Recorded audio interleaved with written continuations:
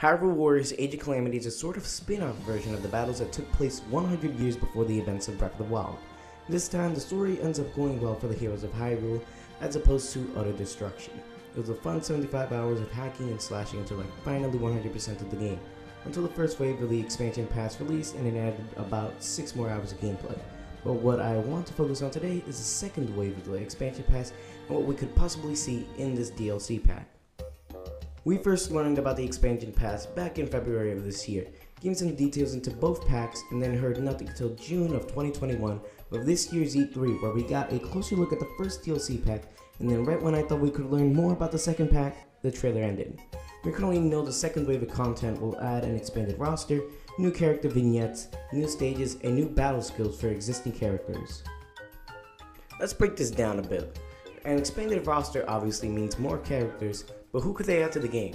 I'll get into that later. New battle skills for existing characters and newly added stages are also pretty self-explanatory. But what does new character vignettes mean? According to Google, it means a brief evocative description, account, or episode.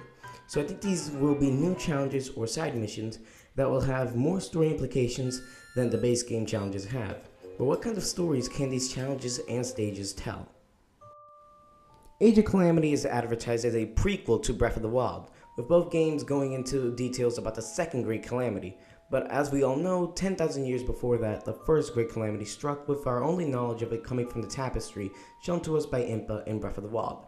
In it, we can see the first incarnation of Calamity Ganon, and the reincarnations of Link and Zelda battling the beast with an army of guardians and the first original pilots of the divine beasts. You might already know where I'm going with this. Being able to battle as these characters of old and experiencing the first Great Calamity Hyrule has ever seen, with the official name of the second DLC pack being Guardian of Remembrance, and in a post-game cutscene, we see Terraco being rebuilt. It's likely that us being able to go this far back is because of Terraco, the Guardian of Time, or now possibly known as the Guardian of Remembrance. This could also tie in really well with the sequel to Breath of the Wild, which is heavily rumored to feature Link from this era of Hyrule, a theory which I don't really agree with, but would still be really interesting to see.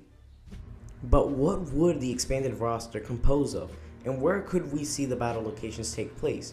I think that Link, Zelda, and the 4 original pilots of the Divine Beast would be likely candidates. Maybe even the King of Hyrule or Impa, maybe Monk Master Koshia, or maybe even possibly Master Koga from 10,000 years ago could also show up. The new stages would be the main missions that of course are about battling Ganon and his army with the new, or I guess the old champions. Imagine exploring Hyrule and seeing how it looked all these years ago, and seeing how each location differs from the distant past to the almost present Hyrule.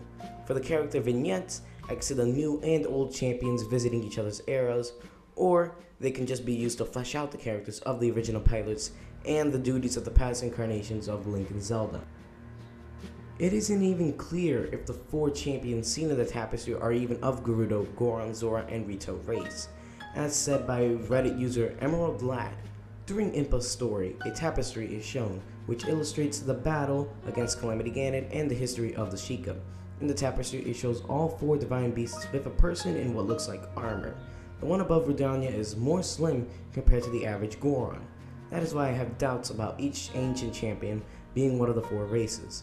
My theory is that all of the ancient champions were Sheikah since they created the divine beast, and would make sense that they piloted their own creation. This is actually a really good point that I haven't seen anyone talk about until now, or of whether the original champions were the Sheikah themselves or the 4 races that currently pilot the beasts. It could be a fun story and really make Age of Calamity have more of a prequel title.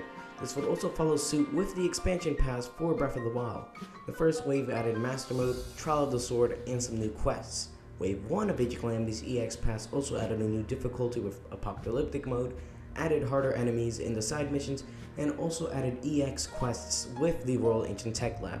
Wave 2 of Breath of the Wild's EX Pass also added more quests, but also added a whole new post-Divine Beast story with the one-hit Obliterator Challenge, EX Shrines, and a whole new Divine Beast.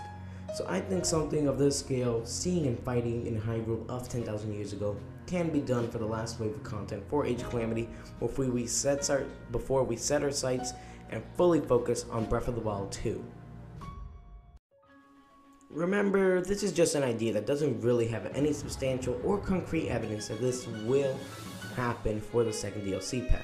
Maybe the new playable characters will instead be Pura, Robbie, Aster, and Suga, and feature a whole new story we haven't seen before since, they actually won this time around, and maybe something else happens after the victory. Thank you so much for watching. I really want to know what you think of this idea, so please tell me in the comments. I haven't done a video like this in years, so I would really appreciate any kind of support. Liking the video and subscribing would really help out as well. Maybe I'll do another video like this soon. Until then, goodbye.